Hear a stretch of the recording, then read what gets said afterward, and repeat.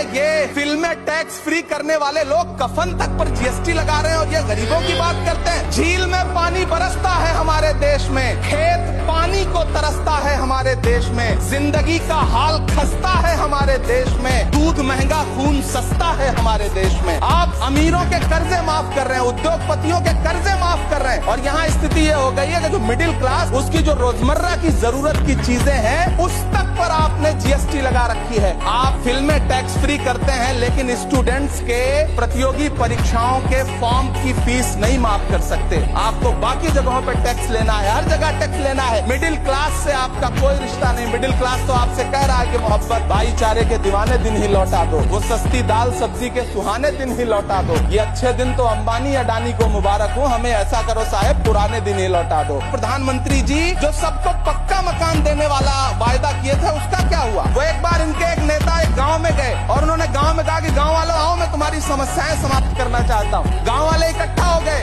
नेताजी ने गांव वालों से कहा बताओ तुम्हारी दो समस्याएं बताओ, मैं दोनों समस्याओं का यहीं पे समाधान करूंगा। तो गांव वालों ने कहा साहब हमारी पहली समस्या है कि हमारे यहाँ कोई हॉस्पिटल नहीं है। तो नेताजी ने मोबाइल निकाला, कहीं फोन मिलाया और मिला के फोन पे पता नहीं क्या कुछ कहा कि यहाँ गांव में हॉस्पिटल नहीं है, हॉस्पिटल तुरंत यहाँ हॉस्पिटल चाहिए। गांव वाले खुश हो गए कि 1 मिनट में यहाँ हॉस्पिटल आ रहा है। अगली समस्या के बारे में उन्होंने नेताजी ने गांव वालों से कहा कि मैंने आपकी पहली समस्या समाप्त कर दी, दूसरी समस्या बताओ। तो गांव वालों ने कहा साहब इस गांव में कोई भी मोबाइल का नेटवर्क ही नहीं है। ये है इनके काम करने का तरीका, ये है झूठ बोलने का तरीका।